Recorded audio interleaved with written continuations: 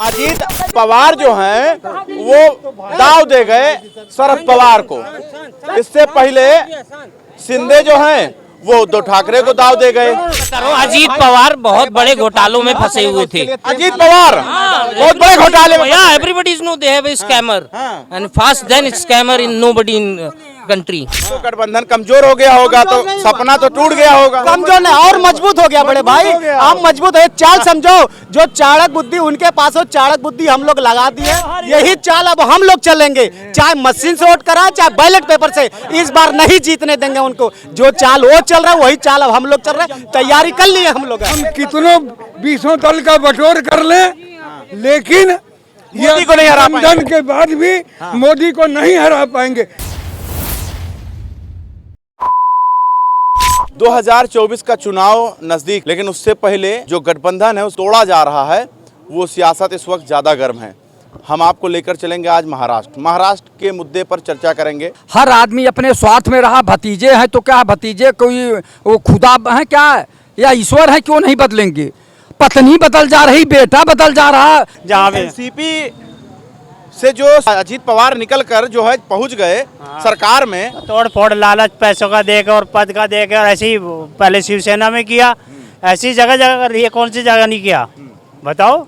दिल्ली में कोशिश की, वहाँ असफल रहे, प्रयास वहाँ भी बहुत किया, वो जेल जाना। गठबंधन कहाँ तैयार हो पाएगा? अगर ऐसे तोड़ मरोड़ चलेगा तो गठबंधन कैसे तैयार हो? गठबंधन तैयार हो या न हो, लेकिन जो आप कह रहे हैं कि बीजेपी तोड़ रही कि एनसीपी टूट रही है, अगर एनसीपी टूट जाती अलग गुट बना लेते, सरकार में कैसे शामिल कर लिया बीजेपी वालों ने? इस पे आइए मुद्दे पे ना घुमावदार क्यों घुमाते हैं? क्यों आप घुमा नहीं रहे हैं? क्योंकि ये तो अजीत पवार लेकर गए। लालच दिया जाएगा क्या अभी 1 लाख रुपया वेतन दूंगा, आप दूसरे में चैनल में चले जाएंगे।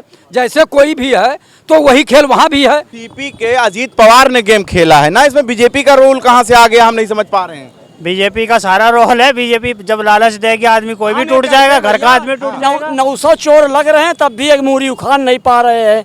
ऐसी कौन सी मजबूरी है जो पूरा देश एक हो रहा है, मोदी को नहीं हटा पा रहे? इसके आगे क्या कारण है हम यही नहीं समझ पा रहे। भाई 2024 बहुत जल्दी नजदीक आने वाला है। मोदी जी को इस बार हम लोग हटा के गुजरात भेज देंगे। आप तसल्ली रहिए। हटाएंगे, गठबंधन टूट रहा है। इस तरीके से ये योजना 24 में बना रहे हैं मोदी जी को हटाने के लिए, ये असंभव है। ये असंभव है, ये कभी नहीं हटा सकते। अजीत पवार को देख लीजिए, कभी नहीं हटा। कहाँ गठबंधन में थे, अचानक से गठबंधन से निकल के बीजेपी के पहले में चले गए, सरकार में पहुंच गए। भाई 24 में हम लोग को कब्जा करना है ना, आपको कब्जा करना। हाँ, केंद्र सरकार में फिर सरकार मोदी जी की बनने जा रही है ना। एक बात बताइए, एनसीपी टूटी, अजीत पवार टूट के सरकार में चले गए, अजीत पवार टूटकर सरकार में चले गए, इसमें बीजेपी का क्या रोल है? ये लोग बता रहे बीजेपी ने तोड़ा है। बीजेपी को तोड़ेंगे? वो आए हैं अपने मन से आए हैं। कोई तोड़ता है किसी को? अपने स्वार्थ में आते हैं। उनका बेटा मुख्यमंत्री बना है तो आए हैं। हाँ, बताइए, आप बता रहे बीजेपी ने तोड़ा है। भाई बीजेपी की चाल है, भारतीय जनता पार्टी के पैसे के चाल से पूछो ना। क्यों ले लिए उसे? भाई पहले क्यों ले लिए? क्यों ले लिए आप लोग? आपको क्या लगता है? चाचा देखिए, चाचा समझाएंगे। सुनिए सुन लो पहले चाचा को। अजीत पवार मराठी मानूस आजादी के समय से शरद सत्ता पर एक अधिकार रहे। वह केन माफिया, गन्ना माफिया, धन की कमी हो गई कि आज अजीत पवार केवल पूरे उस सिद्धांतों को छोड़ करके भाजपा के साथ आ गए। धन के लिए धन कोई मैटर नहीं है। वह जानते हैं, भैया सुनो, वह जानते हैं कि भविष्य में हम कितनों 20 दल का बटोर कर लें, लेकिन मोदी को नहीं हरा पाएंगे। गठबंधन के बाद भी मोदी को नहीं हरा पाएंगे।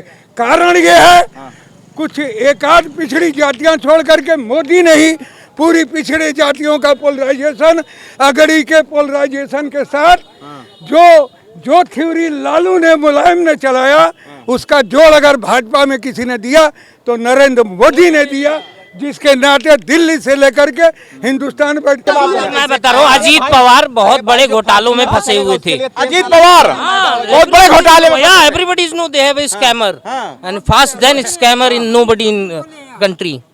मतलब फंसे थे स्कैम में। भाई मैं तो बचने के लिए उनके पास और कोई रास्ता नहीं था। नहीं, मैं बता दूं, अभी 20 दिन पहले जब अडानी कांड हुआ था सुनिए मेरी बात। 20 दिन पहले जो अडानी कांड हुआ था तो अडानी जी खुद एनसीपी के शरद पवार जी से मिल के आए थे। अडानी जी हाँ, दे have a close friendly relationship. Bihar से बड़ी खबर आई है, बिहार से बड़ी खबर आई है कि बिहार में भी बड़े नेता जो हैं, बड़े बड़े नेता वो बीजेपी में शामिल हो जाएंगे। तो जब गठबंधन टूट जाएगा बचेगा क्या? कम से कम बीजेपी में शामिल हो जाएंगे तो बीजेपी में जाके तोड़फोड़ करेंगे, जैसे यहाँ तोड़फोड़ कर रहे हैं। कम से कम जाए तो वहाँ।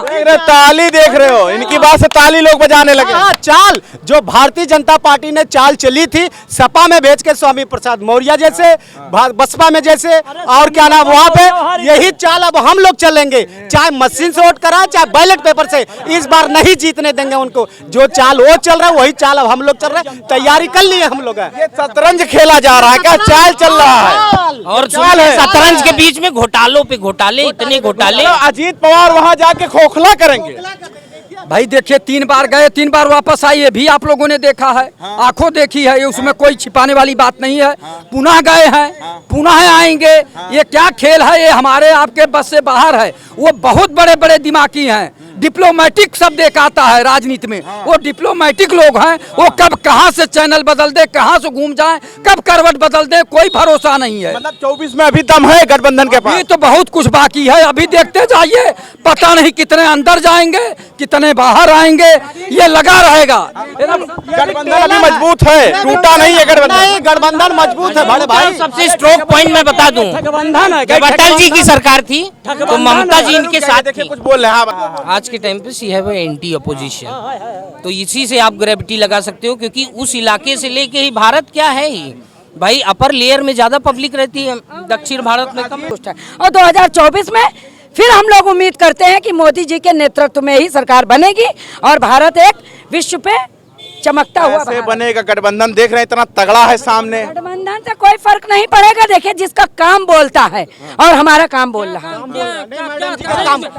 मैडम जी पहले कांग्रेसी थी, इस समय जो है बीजेपी में ठीक हुई। जो अभी कह रहे हैं शरद पवार जी के भतीजे अजीत पवार जी, जितिन प्रसाद भी कांग्रेस में थे, हम लोग उन्हीं के साथ आ गए। ये इधर से उधर, इधर से उधर, ये कुछ लोगों का चाल है, अदलना बदलना पलटना, यही काम है। सुनिए हमारे केंद्रीय मंत्री जितिन प्रसाद जी कांग्रेस में थे, संघर्ष करने के लिए कांग्रेस में जितिन प्रसाद जी थे और राहुल गांधी का बायां हाथ माने जाते थे। आज वो पीडब्ल्यूडी मंत्री बने, क्यों बने? क्यों? क्योंकि भारतीय तो क्या गंगा नहा लिए हैं? जब वो चोर थे जितिन प्रसाद जी, तो आपके पार्टी मांगे तो गंगा नहा लिए हैं, वो ईमानदार हो गए। बताइए, जवाब दीजिए। डिबेट नहीं यहाँ हो रहा, डिबेट नहीं हो रहा।